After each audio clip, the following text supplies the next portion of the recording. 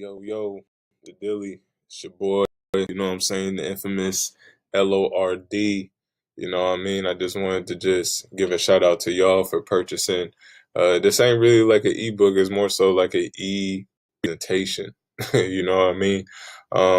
It's kind of different this time. I normally use slides, but this one I wanted to use a Word document just so I can go through it with y'all a little bit faster because I feel like the slides was like a little too slow. You know what I mean? So when it comes to marketing your brand, first and foremost, it's the most important part of your brand. It's not about the who makes the best product. It's not about the designs you put in on the production. It's not about it's not. It has nothing to do with your product line. It has nothing to do with sales or anything like that. Literally, innovation and marketing is what is going to get you up there with the big dogs. On whatever brand you look up to, if you really look at them, it's like they all have one thing in common. They're great marketers. And yeah, I'm about to just take you guys through my marketing one on one. I'm going to make another one that goes even more in depth, but this one right here, this book right here or presentation should help you out a lot. So let's just get right into it. So first and foremost, when you are running a brand, the number one outcome for all brands is survival. So right now, if you're still month to month and you're not years ahead as far as like on collections with overhead costs, everything like that, you're in survival mode. So while you're in survival mode, the main things that you should be focusing on, the only thing you should be focused on, especially right now, if you don't have a dedicated following or a devoted following of 100,000 people, is to up the front end of your brand. So the front end is spreading so much awareness. You're either gaining potential customers or I know, or you're gaining customers that will become existing customers, or you will have potential customers, and you want to keep adding to both. The reason why a lot of businesses go out of business is simply because that it's not because of a money thing. They just don't have enough customers. So what you want to do right now is just market, like just I'm talking about just feed yourself out there to everybody. You want to gain as many potential customers as possible. You want to have so many eyes on your brand, even that people that don't even fuck with your brand, when they see it, they already know what it is just because of the marketing strategies that you put within your brand. So yeah, that's important. This right here. And if you don't have a pen and paper out, I highly suggest that you take out a pen and paper so you can write all this stuff down for notes. This is really critical. So let's go to the next one. So the only thing that matters with your brand starting out, like I said, is innovation and marketing. Everything else is just an expense. So right now, if you're not spending no money on marketing and you are gaining customers, keep doing what you're doing. Like because that's the whole thing. A lot of people, they spend money on ad revenue on all this other stuff. I don't necessarily believe in that starting out. I'm a big guy on if you're doing $5,000 to $10,000 a month in sales, yeah, now you to that point where you can kind of test out ads a little bit because you gain so many warm leads. Because people don't realize when you're running here, I'm about to even type this in. When you're running cold ads or when you're running ads, tripping. When you're running ads, that is cold leads. But when you're doing like organic marketing, that's warm leads. Obviously, you want warm over cold. You know what I mean? It's like people that never seen your brand before, they're going to be a cold lead and they're going to be looking like what, like when they get the ad. Think about it when you get a Facebook ad on all this drop shipping and all these other products that you see. It's like that. It's like you're hoping to get a conversion rather than just running organic traffic to your sub niche so hard that it's basically people either going to adapt to you or they're not. You know what I mean? So always remember that. So this one is critical as well. So how do you gain more customers? Well, you have to have a plan on how to gain more. You need to define your ideal customer. Me personally, I define on my ideal customer, but I analyze the top 20% of my most retained buyers. So I look at those as like, okay, what are those people's interests? What brands are they wearing? Where are they located at? Literally everything, what music they listen to and everything. So then I can go find hundreds and thousands of my top 20% of people. So then it builds up my brand even more. Obviously, you have to be unique to the marketplace. I'll talk about that later on down this presentation as well. Then you have to provide value up front. And then you kind of want to teach others by action. So it's either been me or whoever you guys look up to. I taught you guys by action with my brand. So there's other people that want to start brands or they have brands and they're looking at you and look up to you. And you can teach others by the actions that you making with your brand because it's like everybody gets inspired by somebody. You know what I'm saying? And then that makes people fuck with you even harder, as crazy as it sounds. And then obviously, last but not least, you want to become oh shit. You want to become an authority in your lane. So let's just say for like underground brands, like when you think of underground brands, who's the number one person you think of? It's probably like FTP or something. Like he became an authority in that niche. You get what I'm saying? And that's what you want to do with your lane as well, whatever that may be. So if you haven't known about the 80-20 principle, I highly suggest you look it up.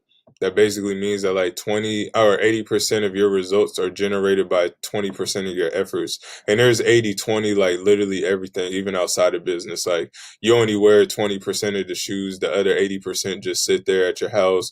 You only wear 20% of your clothes. Like you're always in 20% of the house and the other 80% you're rarely like sitting in. You get what I'm saying?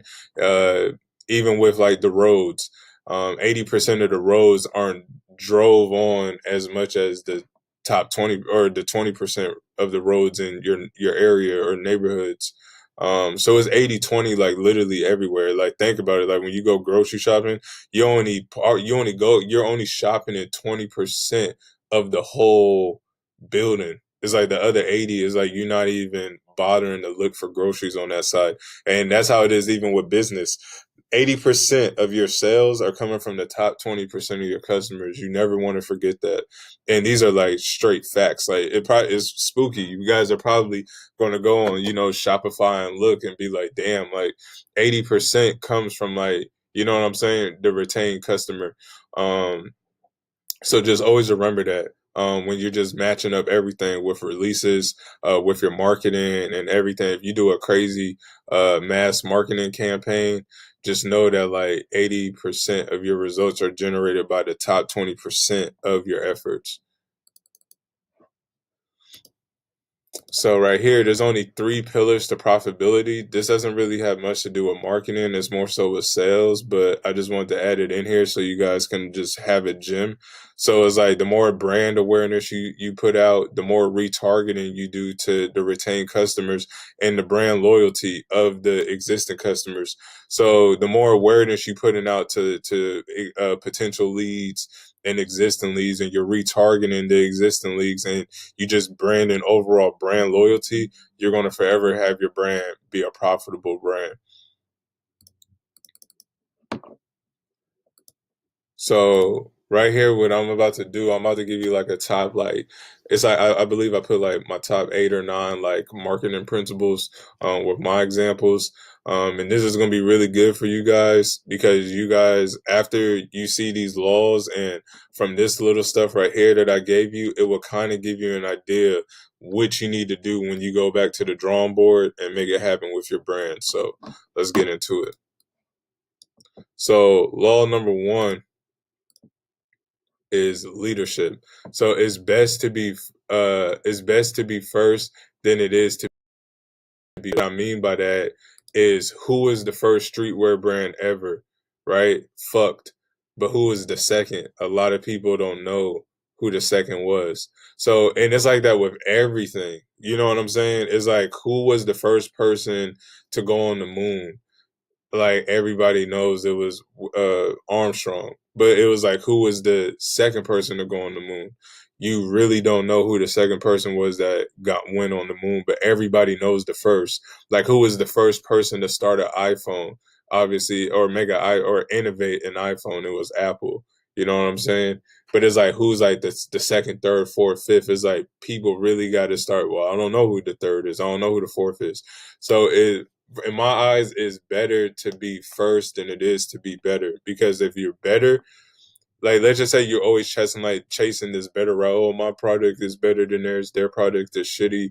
My designs are way doper. All this other stuff. It doesn't matter because they were the first in the marketplace, and they concreted and cemented themselves in their own lane. So that's really important. So you want to be a leader at whatever lane you're in. And honestly, if you are like, well, damn, my brand kind of looks like somebody's and or it kind of resembles somebody's, go back to the drawing board and try to be so left field. Because think about it, even with music, like Little Pump doesn't sound like Drake. Drake doesn't sound like Snoop Dogg. Snoop Dogg doesn't sound like Eminem. Eminem don't sound like 50 Cent. Whoever is like everybody is in their own little unique lane, and they made themselves to be first. Little Peep is like everybody's a one out of one. You know what I'm saying? But everybody knows Little Peep, but they don't know who's the second to Little Peep or the third or the fourth because he's cemented himself to be number one with his own sound, and that's the way that you need to be with your own brand. Uh, So number two, on lane. If you can't be first in a category, I kind of talked about that just now, but you kind of want to set up your own. So like for example, when it comes to streetwear, Black Scale was the first in the making of like a dark religious based type of brand. Like they were very it was very occultive brand. And it was the first, yeah, I mean it was in the streetwear lane, but it carved its own lane inside of the streetwear industry or inside of the streetwear lane. So like even in streetwear, there's so many different brands, but the biggest brands, and if you go look at all the top brands or even like the top hype beast brands, like they all have their own little world. You know what I mean? It's like their own little lane. So like I said, if you can't be the first, then go create your own lane.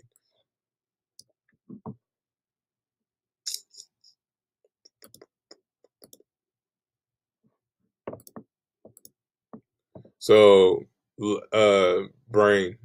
Damn, I'm an idiot. Spelled brain wrong. The last thing, actually, I'm gonna keep going. The last thing you want to do in marketing your brand is to change somebody's mind. Once their mind is already made up, it's hard to convince somebody to fuck with you. So, for example, like FTP was like the first brand in its own lane of like bringing like edgy, subversive clothes, like a middle finger attitude to streetwear. A lot of brands I see that are small try to chase this edgy type of clothing, but nobody cares about them. Nobody cares about everyone else. Why? Because FTP was the first and they made it clear that they were the first in their own lane. So the last thing you want to do in marketing with your brand is try to change somebody's mind to like, well, fuck them, come fuck with me, because it's hard to convince somebody to fuck with you, especially if you didn't set up your own lane, and if you're not, and if you wasn't the first, it's like super hard to do. So if I was you guys, I would go really jot all of this down. And when you guys go back to the drawing board, really figure out like how the fuck can I be different than everything that's out right now? Because then you're going to start picking up momentum a whole bit faster. This one is like the most important one to me, and it's perceived or perception. So your brand is not a battle of products, it's a battle of perception. So for example, nobody gives a shit about your products. They only care about what it can do for them and the value that it brings to them. I put think right here, but uh so think about the brand Half Evil. They had so many people fuck with them in the beginning stages just for the fact that they were selling a $3 t-shirt, and they were giving value to hundreds and thousands of people who can't afford a $20 t-shirt. You know what I'm saying? So he making it so cheap, even if he's losing on the back end. Let's just say he puts out like a $3 t-shirt all the time to give those people value of something cheap. But then let's just say he has a $20 t-shirt. People are going to still buy the $20 t-shirt just because he gave them so much value and making something cheap and affordable for everybody. So I think perception is like everything with a brand, because there's a lot of dope brands out there that don't get no type of love, right? There's a lot of dope brands out there that don't get no type of love, but you can tell that they're in a battle on the products. Well, my product is better than theirs and theirs is shitty. It's all about perception and what value you can bring to all your customers. So this one right here, I put word. So you want to own a word in your customer's mind. So for like example, when you hear the word Apple, you almost think of the product Steve Jobs created before. My fault, you guys. Before the fruit. Whenever you hear the word Lord, you think of the brand before you think of the actual Lord. Even long words. Dang, there's a whole bunch of little typos up in this one. I say even long words. Like think about Supreme. They use their secondary words as like world famous. So anytime I hear or see that, especially around clothing or fashion of any sort, it automatically draws me back to like Supreme. So this one is like critical too, because it's like you really want to own a word. So like even when you hear, you know what I'm saying? Like I said, like Supreme, they use world famous.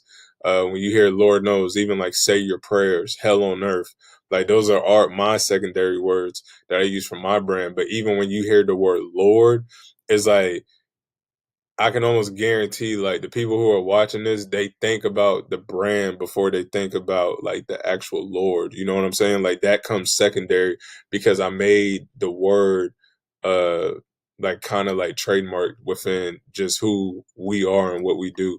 You know what I'm saying? So for your brand, so if you got a brand that's called fuck, it's just all like, or if you got a brand that's called, let's just say you got a brand called edgy, but your secondary word was like fuck or fuck you or something, you want to stamp that so hard because that's the identity of your brand, and you want to just stamp it hard like everywhere to the point where it's like diluted in people's minds. When people see that, they automatically draw it back to you. So this one is very important too. So line extension, don't feel pressure to make your product bigger than what it is at, or your product line bigger than what it is at all. So for example, like my brand for collections, I only release 2 to 10 items at the max. Why? Because you don't need to spread yourself thin. A lot of people do this and they want to see you and they want to move up by the scale, but the harsh reality is it's like if you're starting out with 4,000 followers and you got a brand and it's and let's just say it's doing good, it's just like you don't want to make like 30 products and just spread yourself thin. It's just all like you want to make people buy in every single time that you're dropping something and keep it small until everybody buys in. That just says that you need to put in more into your marketing, into your efforts. So you, like I said, you want to make people buy into what is there at the moment. And for an example, like even when Apple releases a new phone, think about that. They only put out three to four models of it. And that's the color models. And it's either gold, white, black, or silver. If you don't want none of those, I don't know what to tell you. And don't make the customers make you their bitch. Like, and I'm not saying that you make them your bitch, but you don't want to be controlled off of like, oh, well, you should make fucking more clothes and this and that, because I've done that a lot in my past, and you release more and then it's like the world doesn't even appreciate it. Make everybody appreciate your product line before you expand it. And on top of that too, with sales. So you put out 4 products, if you're doing 20, 30,000, yeah, add another product. But if you putting out 10 products and you only seeing $1,000, that's a problem. That just says that like you need to get more eyes on your product. Right here, we have sacrifices. So you have to give up something to see change. One is either the product line, two is constant change and testing, and three is the product market. I don't know why I put or, but three is the product market or the target market. So for example, like Lord knows gave up on the product line because that is like one of our strong suits is our products. So I also gave up on cost and change and I stayed firm to the business model that I have. Because if your business model is giving you results that you haven't seen in the past, then don't change it, stick to it and double down on it. Now I just focus on the target market because if I have more of that 20% customer that I was telling you about, then I can stretch out everything as far as like the brand. Um, so that is like one of the key things as well too.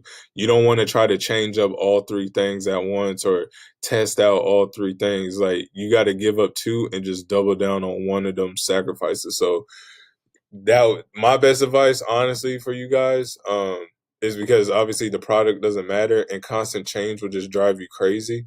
The only way you should be doing constant change is if you're not seeing no results at all. But me personally, I'll focus on the target market, really double down on who's your customer and like quadruple down on that, because if you can get more of this, then you won't have to make change and you can expand your product line and they're still going to keep buying into your products. Right here we have I put Excel. So successful brands. Ooh, I messed up. I say successful brands. Successful brands aren't built on fads. They're built on becoming trendsetters. So, for example, when you look at Lord Knows, it's like that sinner saint, hell on nerve, say your prayers type of brand. When you look at Black Scale, it's a dark cult type of brand. When you look at Supreme, it's '90s aesthetic, '90s New York hip hop aesthetic. When you look at Diamond Supply, it's like a luxury skate brand, and the list goes on. So that's the thing that you want to think about too, because honestly, as a brand owner, you shouldn't be thinking more so in the past or in the moment.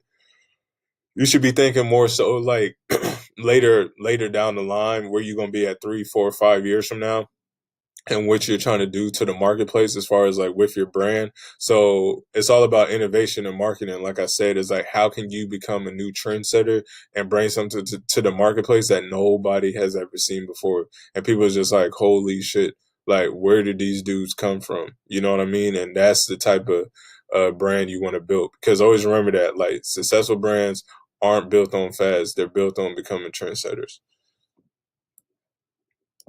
It's my bad to you guys for all these typos. I didn't even notice all these in here. Duality. Every industry becomes a two horse race run. So, for example, in streetwear, who are the top two brands? The majority only knows the top two, but your objective should be you should try to aim to be in the top two. Why? Because people don't care to remember who was the third, fourth, fifth, sixth, eighth best, and so on. So you should just be working to be a top two brand in the whole streetwear industry. And I know that sounds super far fetched because you're looking at brands like Palace, Supreme, FTP, you're looking at Diamond Supply, and all these brands that you grew up on. But I'm telling you, it is possible. Like once you change your mindset, it is possible to become or get to that, you know what I'm saying, to become a top two brand. You want to dominate the marketplace so hard where everybody knows who you are. You know what I'm saying? And if you look at all those top brands, even if they slid down to the top, like if because there was one point Pink Dolphin was the top two brand in the marketplace. There was a time where Diamond Supply was top two. There was a time where the Hundreds was a top two brand in the streetwear industry. And obviously they slid down over the time, but it's just all like they're still remembered, but they're not. Oh, they're not. They don't have the same buzz they have now, like they had when they were in the top two. So my advice for you guys is to never, you know what I'm saying, never just chase the shortcut and just chase these small time brands. You should be comparing yourself to all the big brands. Oh, I think this is the last one right here, but I still got more to give to you. So yeah, last but not least, separation. Don't compete, just create. If you look at everybody, from outside of clothes and any business venture. They don't compete; they just create. For so, for example, when I created, I didn't care about competition at all. I was in my highest state of a brand because I was just caring about outdoing myself every day on a creative level, and that's how you should be as well. So, yeah, and it's real simple. Don't compete. The people that compete are the people who are still stuck, the people who still suck. You know what I mean? Honestly. Like if you look at everybody who is winning, they're just creating, they're just innovating, and they're just dominating the marketplace in their own little lanes. So right here, I wanted to give you guys some reminders. So there is always something that people are looking for that they are not finding. So it's your objective to find customers who are looking for you. So like I said, your ideal customer, finding your ideal customer is everything, because then you will know how to plant those seeds to hundreds and thousands duplicated of your ideal customer. Always remember that. They're always looking for something that they're not finding, and their objective is always to find customers who are looking for you. Create and dominate. Stop talking about the product. Instead, listen to your customers on what they want and innovate off of that. So if you look at even me with my brand, I always hit people up.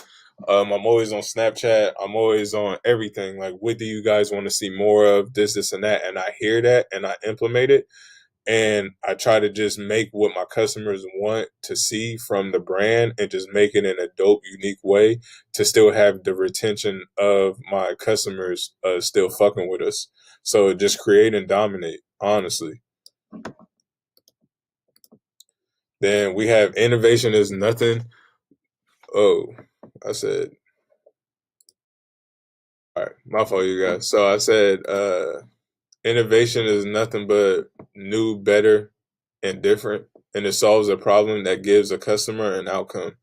And that's really what it comes down to. So when you're sitting there trying to innovate new designs and new marketing and new everything, just make it new, better, and different, and it just solves a problem to your customer, and it gives them the overall outcome. We got two more left here. So a strong brand equals effective marketing, and you can take this to the grave. It's funny because I was just talking to one of my homeboys that has a brand, and he was agreeing with me on that. Like, if you look at every strong brand, from the biggest brands in the world, from Nike to Apple, all the way down to like the top leaders from, like, look at Supreme. Like, Supreme doesn't really put out dope clothes in my eyes, but they're just known for their effective marketing. And customers want to be remembered or how you made them feel. So you always have to remember that on when it comes to your customers and the marketing and the value that you're giving to them. And right here, I put last but not least, you should only be spending 7 to 15% of your monthly net income that you're making on sales on your marketing budget. So let's just say you netted $20,000, right? Or like 100K. Let's just say 100K. You should only be spending 7,000 of that 100K, and this is net. This is after everything. You should only be spending 7,000 of that into marketing, or set 7 to 15,000 of how much you net into your marketing, and that's if you're going to pay for influencers. That's if you're going to run ads on Pinterest or Facebook and things like that, for like retargeting back to your customers and such. But I use this strategy a lot when I used to like pay for artists and stuff like that to wear my stuff, and I will always see like a 5 to 10x return. So always remember that. I'm going to just go through this one more time, or just scroll through so you guys can just see everything one more time for some notes. And I actually want to add one last thing, since I'm on this still. So if you want to create a 6 to 7 figure brand, I'm about to give you the gems on all it takes. Give me a second.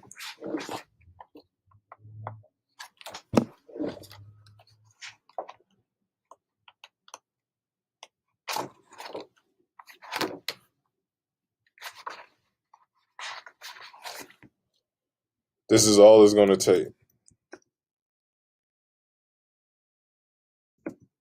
Influencers to back you up. Cash flow. Actually, let me put cash flow. Oh, cash flow management. Build a loyal audience. And last but not least, creating offers. If you can dominate 3 out of these out 1, 2, 3, 4. If you can do at least like 2 out of these 4 things, out of it, 8 out of 10 and up, I can almost guarantee you'll become a 6 to 7 figure brand. I can almost guarantee you that. So if you can find influencers in your niche that your customers are inspired by or influenced by, and if they can fuck with you, that you're gonna see, I'm telling you, like a 5 to 10x return on your money. So yeah, man, this is it. You know what I mean? Marketing 101. I'm gonna make another one later on, but I feel like this right here is enough for you guys to really go back to the drawing board for your guys' brand and figure it out and make it happen. Let me know if you guys have any questions. You can always hit me up on Twin Lord Knows on Twitter, or on Instagram as well. And on top of that too, you guys need to go to YouTube. See Twin Lord Knows. Go to the YouTube channel and please subscribe. I just made a YouTube channel and I'm putting a whole bunch of content on there. And I'm going to be helping out a lot of brand owners as well, because I'm about to take everybody behind the scenes with my company and my brand. And on top of that too, show you guys what it takes to run a brand and everything that goes on behind the scenes and how to even make money outside of your brand for all the kids out there that's watching this that work and things like that. So this should really help you out. This will be a beneficial channel. And we about to put out episode 1 pretty soon. So like I said, I appreciate you guys for purchasing the book. Tells me that you guys are serious about your brand. I wish I had somebody to do this for me when I was coming up, but this right here should really get you guys going. So love is love. I'm out.